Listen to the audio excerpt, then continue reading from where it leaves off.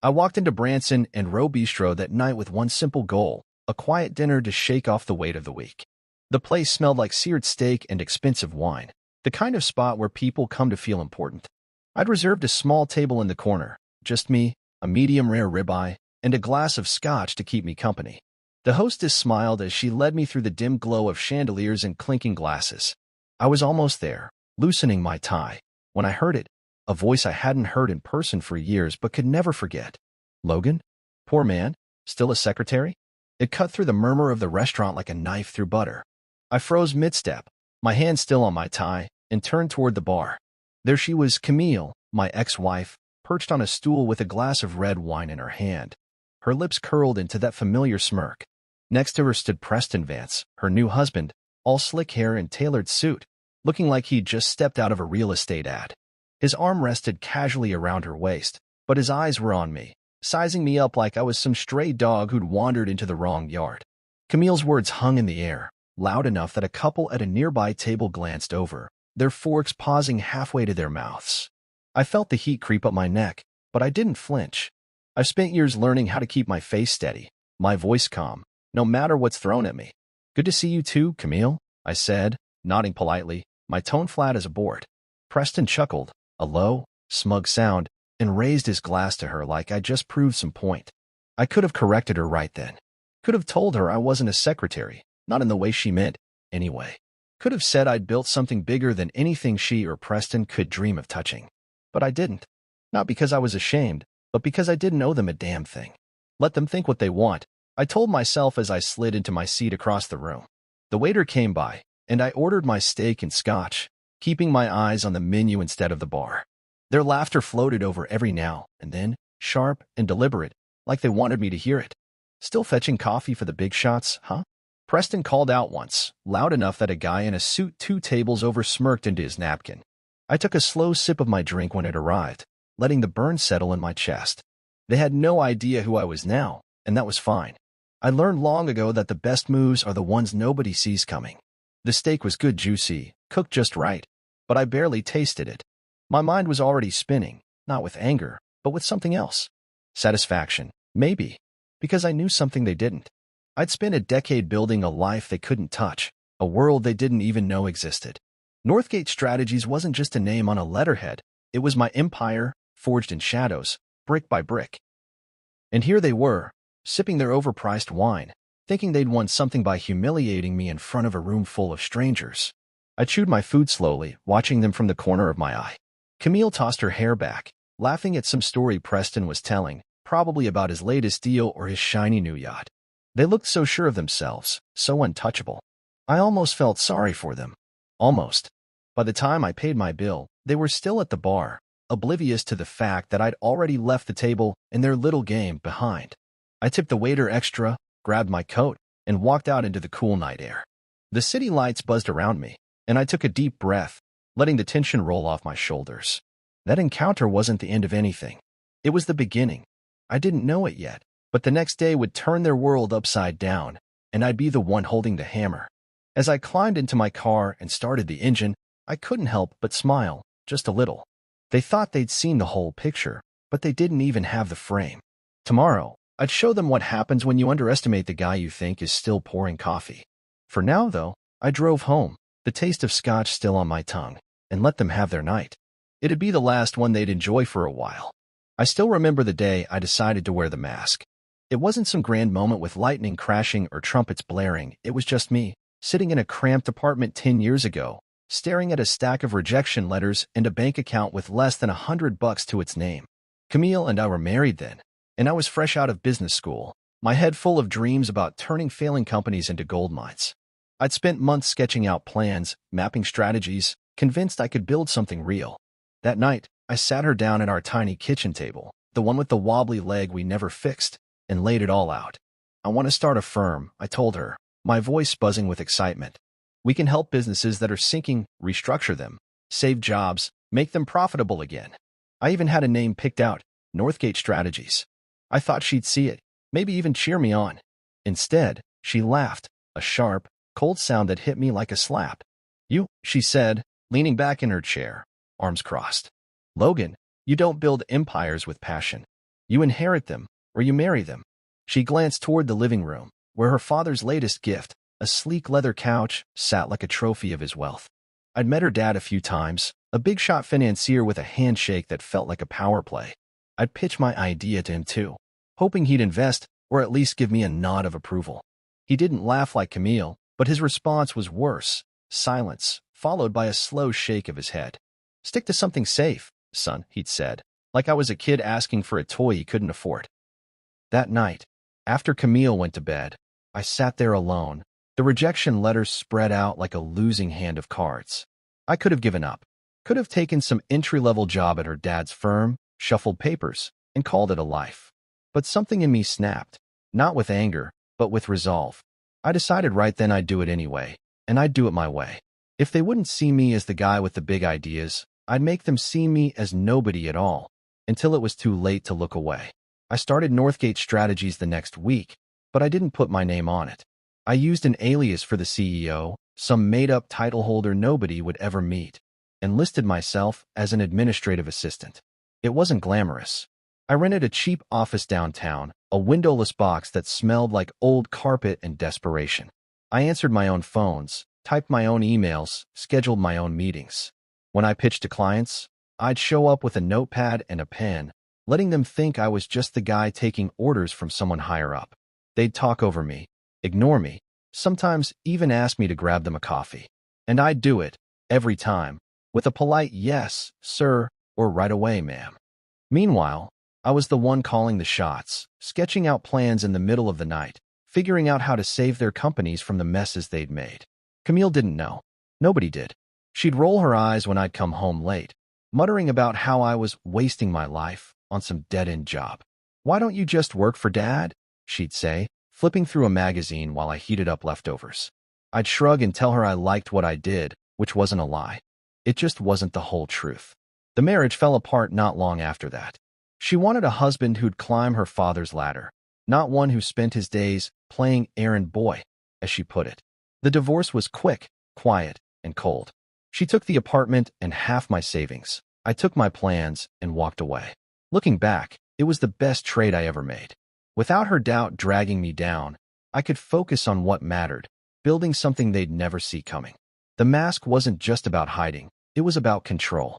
Every time someone dismissed me, every time they handed me their empty cup or talked over me in a meeting, I got stronger. I learned how to listen, how to watch, how to spot the cracks in their armor. I wasn't some hotshot yelling about his genius from a corner office. I was the guy in the background, moving pieces they didn't even know were on the board. By the time Northgate started turning heads, I'd already saved 3 companies from bankruptcy, all without anyone knowing my name. The alias kept me safe, kept me invisible. Clients thanked the team or the CEO, never realizing they were shaking hands with him. It was a game I played alone, and I played it well. That night at the restaurant, when Camille mocked me, she didn't see a secretary. She saw the mask I'd chosen, and I wasn't ready to take it off.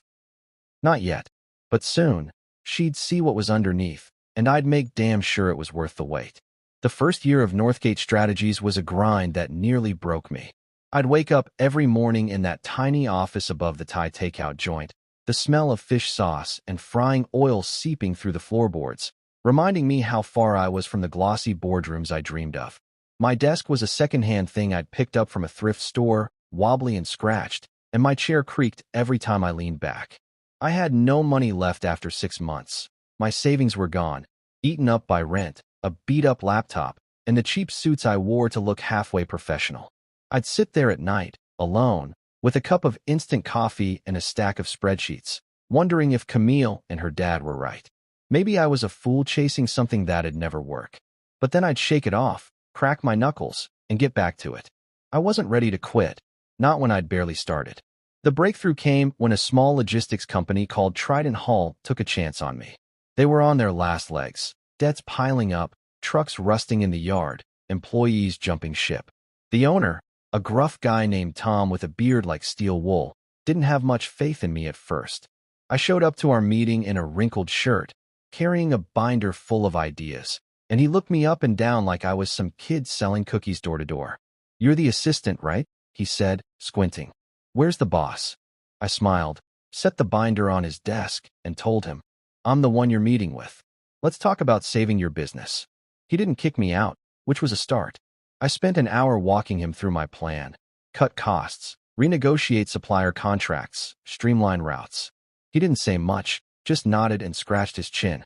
At the end, he leaned back and said, "All right, kid, you've got 2 months. Don't screw me over."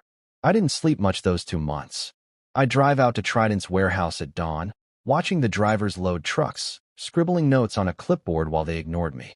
I'd call vendors from a payphone. My cell plan had lapsed, haggling until my voice went hoarse.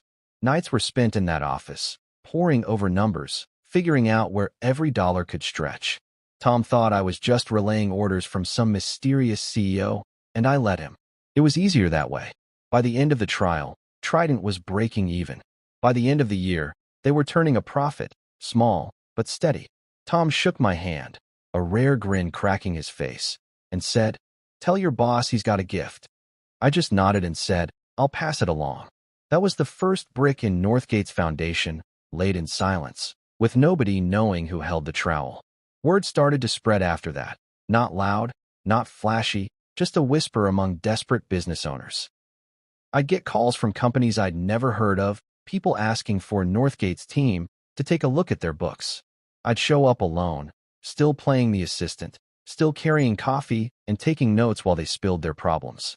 Then I'd go back to my office and work out the fixes, new budgets, layoffs if I had to, partnerships to shore up cash flow. Every success built the next one. I saved a textile mill in Ohio, then a hardware chain in Michigan. Each time, I stayed in the shadows, letting the results speak while I shuffled papers and smiled like I was just the help. My bank account started growing again, slow at first, then faster. I moved out of that dump above the takeout place into a modest apartment, bought a better suit, upgraded my laptop. But I kept the mask on. No fancy office, no big sign with my name on it. Northgate was a ghost, and I was its shadow. Then I met Bryn. She was an analyst at one of the companies I saved, a sharp, no-nonsense woman with a knack for spotting patterns I'd miss. When her firm turned around, she tracked me down, showing up at my new office with a resume and a question: who's really running this show? I tried to play it off, but she saw through me in 10 minutes flat. "You're not just the assistant," she said, arms crossed, staring me down. "Nobody this good at fixing messes takes orders, they give them." I hired her on the spot. She became my right hand, the first person I trusted with the truth. Together, we built a team, small, quiet, and damn good at what they did. We'd sit around a folding table in my apartment, eating takeout, and plotting turnarounds like it was a war room. Northgate grew, but we stayed invisible. CEOs thanked us over the phone, never knowing who they were talking to. Boardrooms buzzed about the shadow firm that could save anything. And I liked it that way. Power wasn't about a corner office or a title on a door. It was about results nobody could trace back to you.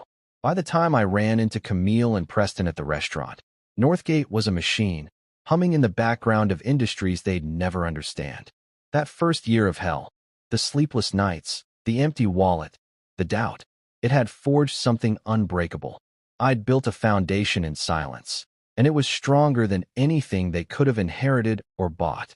They mocked me that night, thinking I was still the guy scrambling for scraps. They didn't know I'd been stacking bricks for a decade, waiting for the moment to show them the wall. And that moment was coming, quietly, steadily, like everything else I'd built. The morning after that run-in at Branson and Rowe, I was back in my office, a plain room on the 10th floor of a downtown building that didn't scream money, but got the job done. The walls were bare except for a single framed photo of my old college crew, a reminder of simpler days. I was at my desk, a sturdy oak thing Bryn had insisted I upgrade to, flipping through a stack of contracts that needed my signature. The hum of the city filtered through the window, car horns, distant sirens, the pulse of life outside. I'd shaken off the restaurant scene by then, or at least I thought I had. Camille's voice still echoed in my head, poor man, still a secretary? But I wasn't mad. I was focused. The scotch from last night was a faint memory, replaced by black coffee and a chipped mug.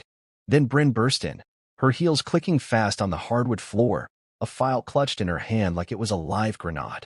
"Logan, you need to see this," she said, her voice sharp enough to pull me out of my thoughts. She didn't knock, never did when something big was up. I set the contracts down and leaned back in my chair, raising an eyebrow. Bryn's not one for drama unless it's worth it, so I knew this wasn't small. She slapped the file on my desk, the papers fanning out a little, and pointed at the top sheet.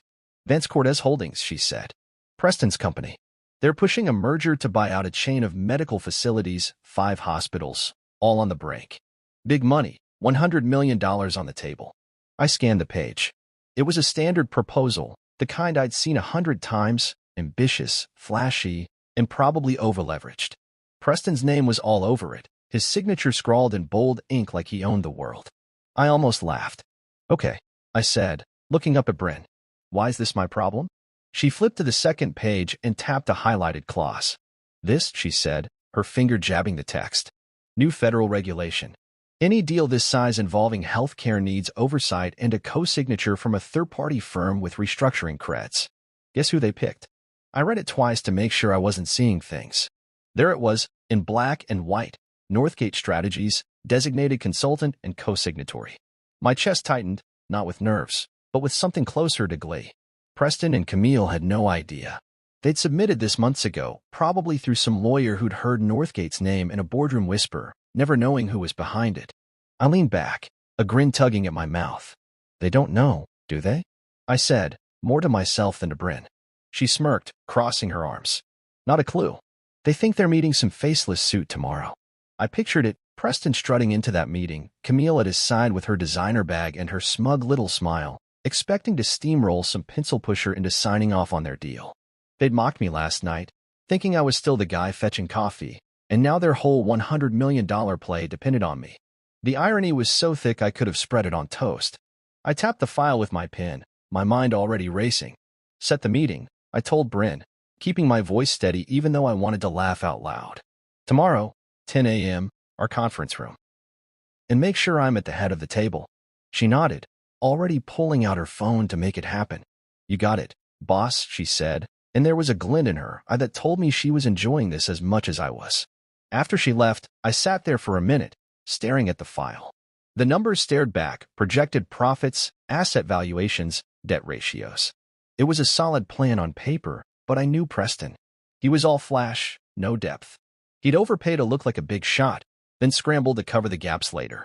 I'd seen his type a dozen times, guys who think money buys success instead of strategy. This deal could work, but not without Northgate's tweaks, and definitely not without my signature. I flipped the file closed and took a sip of coffee, letting the bitter taste ground me. Last night, they'd laughed at me in front of a room full of strangers. Tomorrow, they'd walk into my house, begging for my help, and they wouldn't even know it was mine until I sat down. It was almost too perfect. I spent the rest of the day prepping. I called in my team, 6 of us total, including Bryn, and we went over the proposal line by line. We found holes, just like I'd expected. Inflated revenue forecasts, shaky financing, a timeline that'd collapse under its own weight. They're betting on momentum, not math, Bryn said, scribbling notes. I nodded, marking up my own copy. We'll fix it, I said, but on our terms. By the time we finished, it was dark outside, the city lights blinking through the blinds. I sent everyone home, but I stayed, tweaking the revised contract alone. I didn't need to gloat or rub it in their faces, that wasn't the point. The point was control. They'd walked over me for years, thinking I was nothing. Tomorrow, they'd see what nothing could do. As I locked up and headed to my car, I felt the weight of it settle in, not heavy, but solid. This wasn't just about Preston and Camille. It was about every time someone had looked past me, every time they'd assumed I was less. I'd built Northgate to prove them wrong, and now the proof was coming to my table. I drove home through the quiet streets, the file riding shotgun, and let myself imagine their faces when I walked in. It wasn't revenge, not really. It was justice, served cold and quiet. Tomorrow, the irony would hit them like a freight train, and I'd be the one holding the throttle. The next morning, I woke up early, the kind of early where the sky's still gray and the streets are silent except for the occasional delivery truck. I stood in my kitchen, brewing coffee in a pot that had seen better days, and watched the steam curl up toward the ceiling. My apartment wasn't much, 2 bedrooms, a worn couch, a view of the city that was more rooftops than skyline, but it was mine, paid for with money nobody knew I had. I pulled on a suit, nothing flashy, just a dark gray one that fit well, and tied my tie in the mirror. Today wasn't about looking like a king. It was about sitting like one. I grabbed the revised contract, slid it into my briefcase, and headed out. The drive to the office was quick, the city waking up around me, and I felt a hum in my chest, not nerves, but something alive, ready. By 9:45, I was in the building, standing outside our conference room behind a one-way glass panel. Bryn had set it up perfectly, long table, polished wood, a wall screen for presentations, and my chair at the head, empty for now. I watched as Vance Cortez Holdings arrived. Preston strode in first, his suit probably worth more than my car, his jaw set like he was about to conquer something. Camille followed, her heels clicking, her hair swept back in that way she always did when she wanted to look untouchable. They had a small team with them, 2 lawyers in stiff suits, carrying briefcases, and an assistant trailing behind with a tablet. Bryn greeted them, all professional charm, shaking hands and offering coffee. "Mr. Vance, Mrs. Cortez, thank you for being early," she said, her voice smooth as glass. "The CEO will join you shortly." Camille smirked, glancing around the room. "Still sending in the coffee boy first, huh?" she said, loud enough for Preston to chuckle. I clenched my jaw behind the glass but kept still. They didn't recognize the building, didn't know they were on my turf. I let them settle in, watching from my spot. Preston spread out his papers, rehearsing his pitch to the lawyers, his voice booming with that fake confidence he loved to throw around. Camille sat beside him, checking her lipstick in her phone screen, adjusting her necklace like this was a photo shoot instead of a meeting. The clock hit 9:58, and I straightened my tie one last time. Bryn caught my eye through the glass and gave a tiny nod. It was time. I took a breath, pushed the door open, and walked in. The room went quiet, heads turning as I crossed to the head of the table. Preston's assistant looked confused, the lawyers shuffled their papers, and Camille's eyes narrowed, like she was trying to place me. I set my briefcase down, pulled out the chair, and "Saturday morning," I said, my voice steady, meeting their stares one by one. Preston leaned forward, his brow creasing. "We're waiting for Northgate's CEO," he said, his tone flat, like I was some intern who'd wandered in by mistake. I didn't flinch. I just looked at him, then at Camille, letting the silence stretch just long enough to make them squirm. "You just found him," I said, leaning back in my chair. The words landed like a brick through a window. Camille blinked, her phone slipping an inch in her hand. Preston's mouth opened, then closed, his eyes darting to his team as if they'd explain it. The lawyers froze, pens hovering over their notepads. Bryn stepped forward, all business, and handed me a remote for the screen. "Shall we get started?" she asked, her tone neutral but her eyes dancing with the same thrill I felt. I nodded, and she clicked it on. The Northgate logo flashed up, simple, bold, unmistakable. Preston's assistant whispered something to the lawyer next to her, but I didn't catch it. I didn't need to. The room was mine now. "Logan," Camille said, her voice thin, like she couldn't believe it. I ignored her, opening my briefcase and pulling out the revised contract. "This is the deal we're discussing today," I said, sliding it across the table toward Preston. "Vance Cortez Holdings wants to acquire those medical facilities." "Fine. But it's not happening without Northgate's sign-off, and I've made some changes." Preston snatched the papers, flipping through them, his face tightening with every page. Camille just stared at me, her lipstick perfect but her expression cracking. "You're not serious," she muttered, half to herself. I met her gaze, calm as ever. "Dead serious," I said. "You're in my house now. Let's talk terms." Preston finally spoke, his voice rough. "You're telling me you're the CEO? You? The guy who—" He stopped, glancing at Camille, then back at me. "This is bullshit." I didn't rise to it. I just pointed to the screen, where Bryn had pulled up a summary slide, Northgate's track record, years of quiet wins, companies we'd pulled from the edge. "That's what I've been doing while you were busy laughing," I said. "Now, your deal's got holes. Overvalued assets, shaky loans, a timeline that'll collapse in 6 months. I fixed it." "You're welcome." He glared at me, but he didn't argue. He couldn't. The numbers didn't lie, and neither did I. The meeting stretched on, but it wasn't a negotiation, it was a reckoning. Preston tried to push back, tossing out buzzwords like leverage and market confidence, but I shut him down with facts, line by line. Camille stayed quiet, her hands folded in her lap, her eyes flicking between me and the table like she was rewriting history in her head. By the end, Preston's team was nodding, scribbling notes, agreeing to my terms because they had no choice. The deal would go through, but it'd be my deal, not theirs. I signed the last page, slid it back, and stood. "We're done here," I said. "Bryn will see you out." They filed out, Preston muttering under his breath, Camille trailing behind without a word. I watched them go, the door clicking shut, and let out a slow breath. The table was mine, and so was the game. They'd walked in blind, and I'd turned it around. Simple as that. The silence in that conference room after they walked out felt heavy, like the air itself was holding its breath.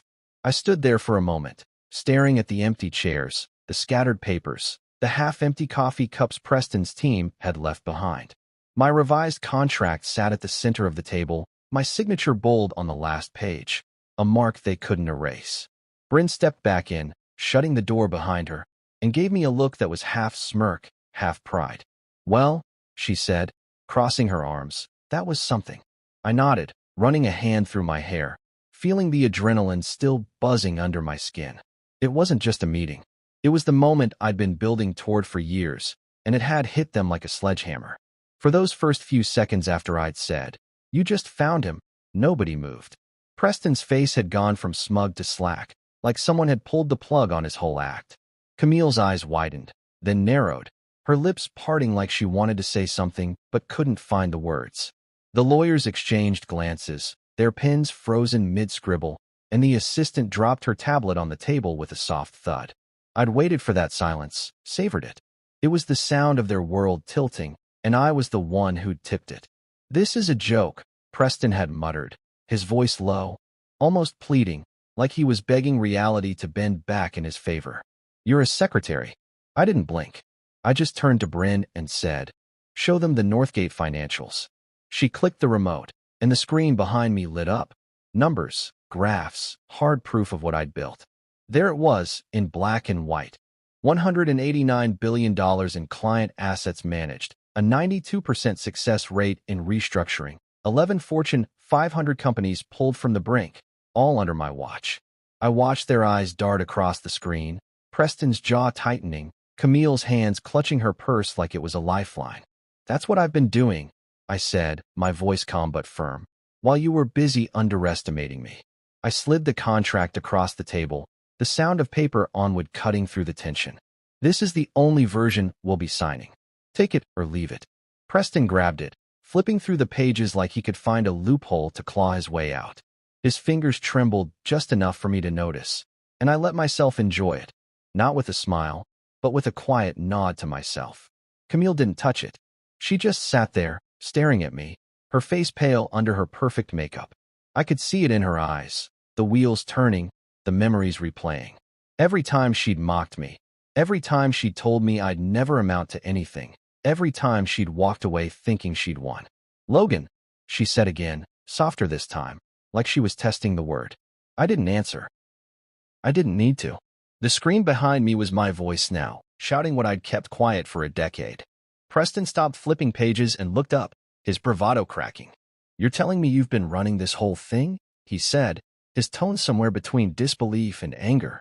"The whole damn company?" I leaned back in my chair, folding my hands. "Every call, every deal, every turnaround," I said. "Me." He shook his head, muttering something under his breath, probably a curse, but he didn't push back. He couldn't. The truth was too big, too solid. The rest of the meeting was a blur of numbers and terms, but it wasn't really a discussion. They'd come in expecting to dictate, and I'd flipped the script. Preston tried to argue a few points, tossing out weak objections about financing and timelines, but I had the data ready, every flaw in their original plan laid bare. "You overpaid here," I said, pointing to a line in the contract. "And your debt structure's a house of cards." I fixed it. "Sign it, or walk away." His lawyers nodded along, scribbling notes, too smart to fight a losing battle. Camille stayed silent, her eyes locked on me like she was seeing a stranger. Maybe she was. The woman who'd laughed at me in that restaurant last night didn't know this Logan, the one who'd built an empire while she wasn't looking. When it was over, they signed. Preston's hand shook as he scrawled his name, and Camille didn't even look at the pen when she added hers. They'd gotten their deal, but it was mine now, my terms, my rules. I stood, buttoning my jacket, and said, "Good doing business with you." It wasn't sarcastic, just final. They filed out, Preston's shoulders slumped, Camille's heels clicking slower than they had coming in. The door shut, and Bryn let out a low whistle. "You okay?" she asked, stacking the leftover papers. I nodded, feeling the weight lift off me, not all of it, but enough. Better than okay, I said. That was the reveal I've been waiting for. I didn't need to say more. She knew what it meant. 10 years of playing the shadow, of taking the insults and turning them into fuel, all boiling down to that one moment. Their faces when I sat at the head of the table, when the numbers flashed up, when they realized who I was, it wasn't just victory. It was proof. Proof that I'd been right to keep going, to build in silence, to let them think they'd won until I could show them they hadn't. I didn't gloat as they left. I didn't have to. The reveal was enough, and it'd echo louder than any words I could have thrown at them. They'd mocked me last night, but today they'd signed my contract. That was all I needed to see. After they left the conference room, I stayed behind for a while, just me and the quiet. The table was a mess, papers scattered, coffee cups tipped over, a pin one of Preston's lawyers had forgotten glinting under the lights. I sank back into my chair at the head, the leather creaking under me, and let the moment settle. My pulse was still up, but it wasn't racing anymore, just a steady thrum, like an engine idling after a long drive. Bryn poked her head in, holding a bottle of champagne and 2 glasses. Thought we might celebrate, she said, raising an eyebrow. I nodded, and she popped the cork, the sound sharp in the empty room. We clinked glasses, the bubbles fizzing against the rim, and I took a sip. It tasted good, clean, crisp, earned. To 10 years, I said, lifting my glass again. She grinned. To 10 years and one hell of a reveal. We didn't talk much after that. She knew I needed the space, so she left me with the bottle and a stack of messages from the team, congratulations, mostly, mixed with a few, I told you so's, from the ones who'd been in on the secret longest. I turned off my phone instead of reading them all. The news hit fast, though. I didn't need to check to know. By noon, my inbox was overflowing, and Bryn came back with a printout from some online headline.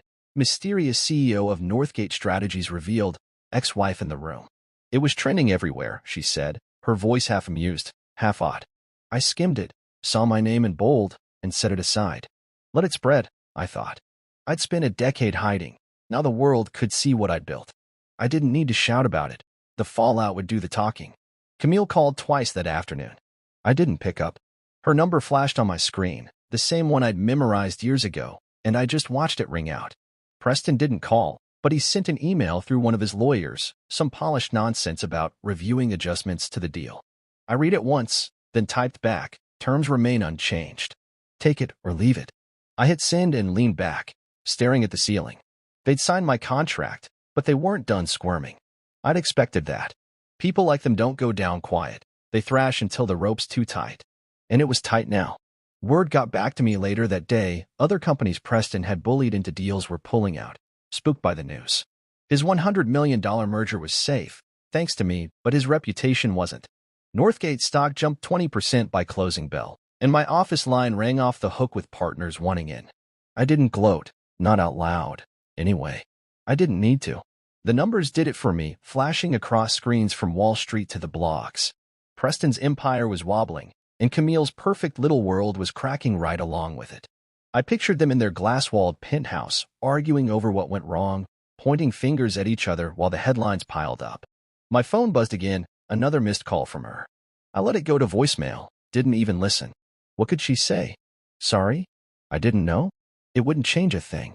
She'd mocked me in that restaurant, thinking I was still the guy she'd left behind, and now she was staring at the truth. I built something bigger than she'd ever dreamed, and I'd done it without her. By evening, the office was alive with chatter. My team filtered in, slapping my back, pouring more champagne. Bryn brought in a tray of sandwiches from the deli downstairs, and we ate around that same conference table where I'd turned the game on its head.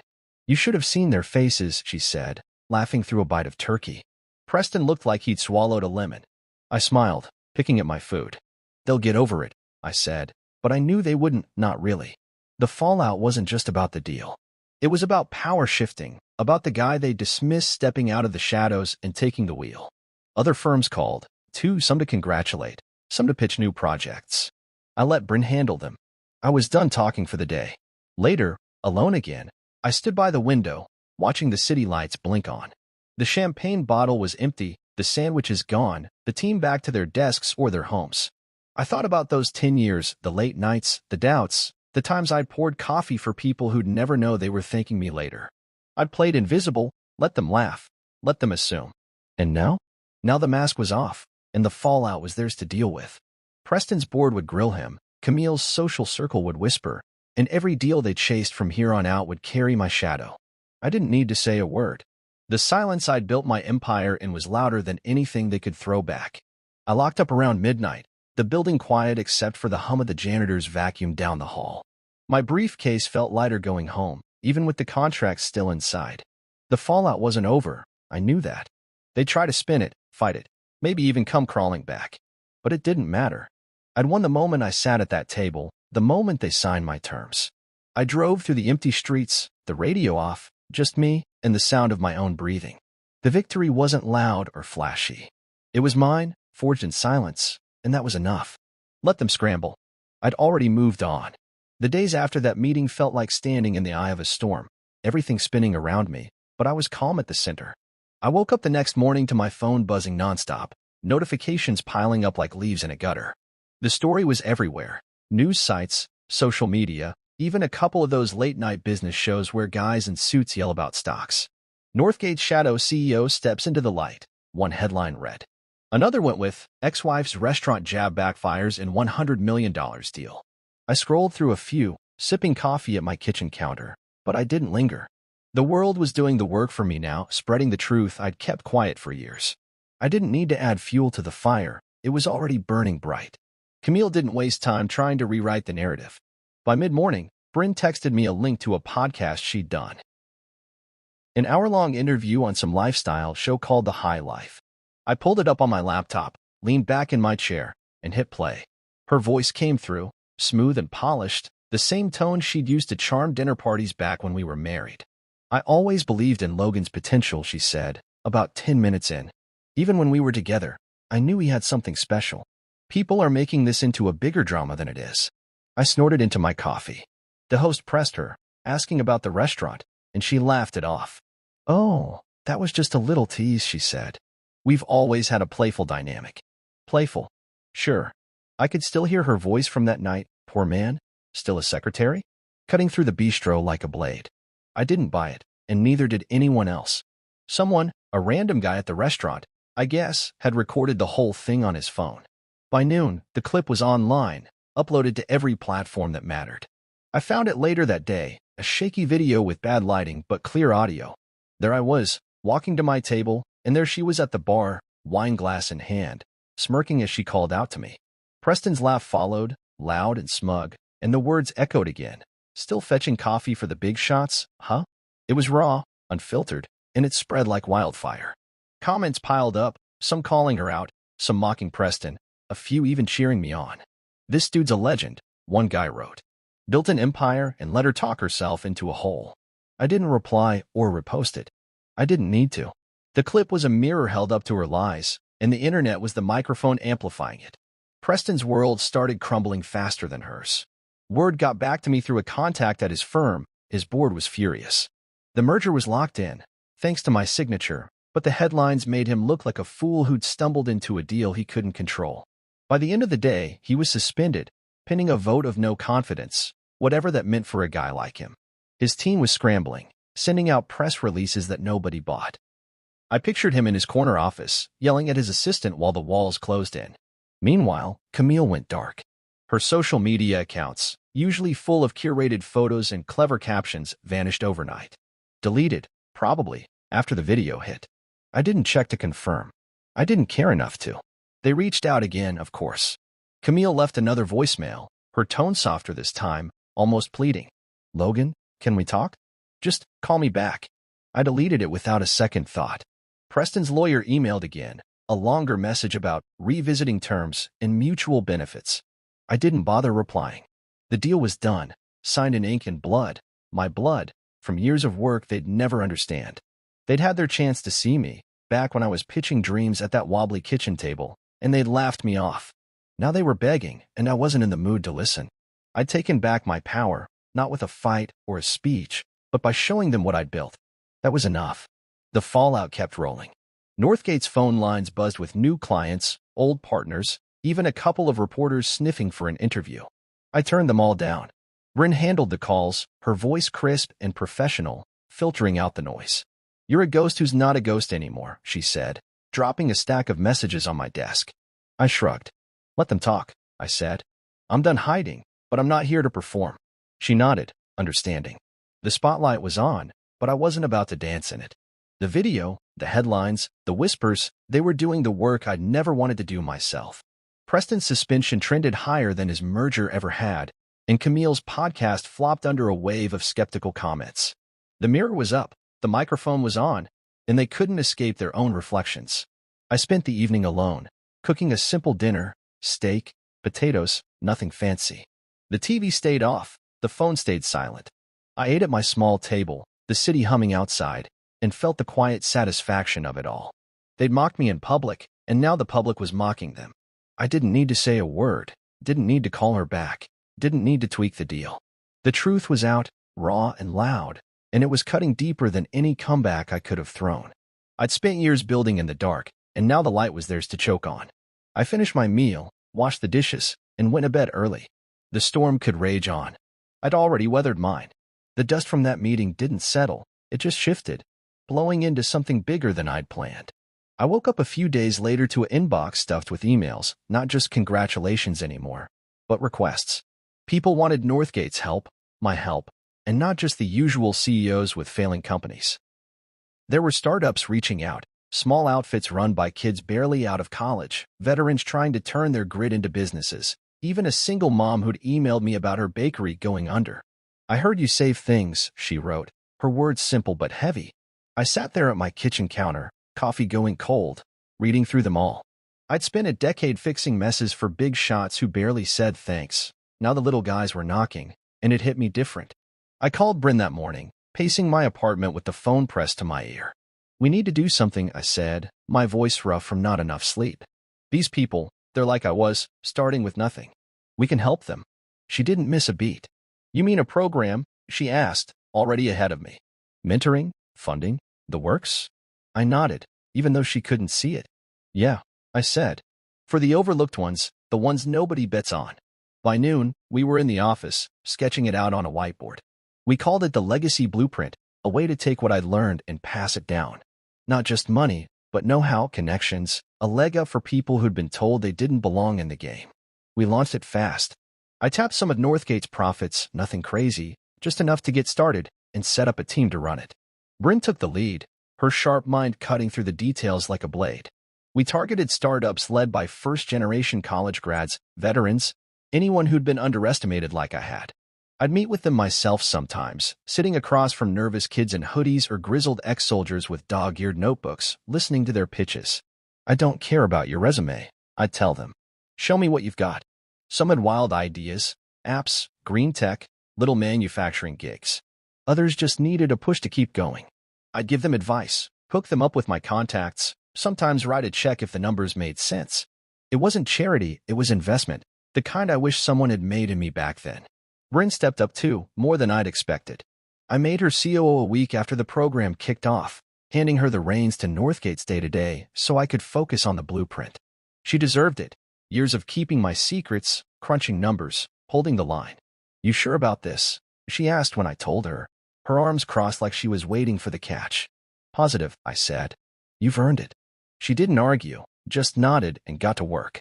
With her running the show, our staff doubled, new analysts, project managers, a couple of assistants who weren't me playing pretend anymore. The office buzzed now, not just with deals but with purpose. We weren't a shadow firm anymore. We were a name people knew, and they came to us for more than just rescues. The companies we'd saved over the years started sending stuff, thank you plaques, holiday baskets, handwritten letters from CEOs I'd never met face to face. One came from Tom, the guy from Trident Hall, my first win. Heard you're the big shot now, he wrote in his messy scrawl. Knew you had it in you. I stuck it on my desk, right next to the college photo, and smiled every time I saw it. Power wasn't just about being in the room anymore. It was about who I could bring with me. The Blueprint kids started showing results fast. A vet's trucking company turned a profit in 6 months. A tech startup landed a contract with a big retailer.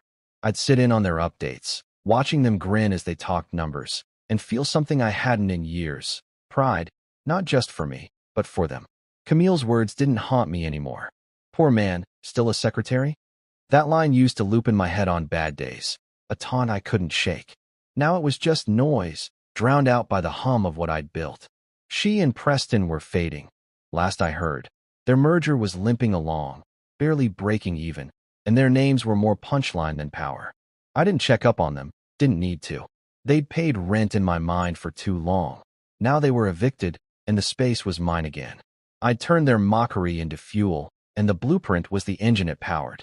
Every kid who walked through my door, every business I helped stand up, was a brick in a legacy that'd outlast their jabs.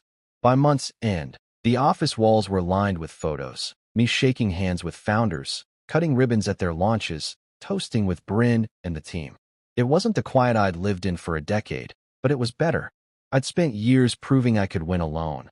Now I was proving I didn't have to. One night, I stayed late, going over a pitch from a young woman who wanted to start a community gym. Her numbers were shaky, but her heart was there.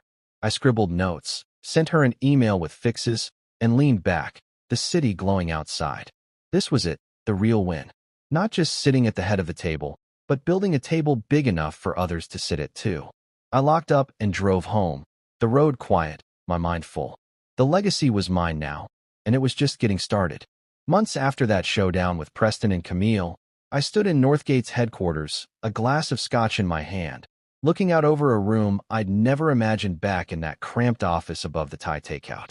It was a private dinner, one I'd thrown together to mark where we'd landed. Not just me, but the whole team, the partners, the people who'd walked this road with me. The conference room was transformed. Long tables draped in white cloth, candles flickering, the smell of roasted lamb and garlic drifting from trays the caterers had set up. At the center of it all was my spot, the head of the table, where a brass nameplate sat. Logan Shaw, CEO. No aliases, no shadows, just my name, solid and real. The guest list was a mix. Newly signed partners who joined after the merger mess went public, former clients I'd pulled from the edge years ago, and a handful of young founders from the legacy blueprint, their faces bright with nerves and hope. Bryn was there, of course, laughing with a glass of wine in her hand, her COO title fitting her like a glove. The team mingled too, analysts, managers, even the new assistants who'd taken over the coffee runs I used to fake. Everyone was here because of what we'd built, not just in money or deals, but in trust. I'd spent a decade serving coffee to hide who I was. Now I was serving dinner to show it. I'd heard about Preston and Camille through the grapevine. Nothing direct, just bits and pieces that floated back to me. Their empire had crumbled quiet and slow, like a house left to rot. The merger I'd signed off on was holding, but barely, profits thin, investors pulling out, their names tied to a story nobody wanted to touch. Last I knew, Camille was off in Lake Como, some solo vacation to find herself, according to a mutual friend who'd mentioned it in passing. Preston was back at his dad's old firm, a failing outfit he'd once bragged about leaving behind. I didn't dig for details. They didn't matter anymore. Their world had shrunk while mine grew, and that was the end of it. The dinner started easy, small talk, clinking glasses, the hum of voices filling the room. I stayed quiet at first, letting it wash over me. A guy from a logistics firm I'd saved years back came over, shaking my hand hard. "Never thanked you proper," he said, his voice rough. "Thought we were done for, till you showed up." I smiled, told him it was nothing, but it wasn't. Those early wins were the bones of everything I had now. A kid from the blueprint, a wiry vet named Marcus who'd started a delivery service, tapped me on the shoulder later. "Got my first big contract last week," he said, grinning. "Your advice, cut the fat, focus on the core, it worked."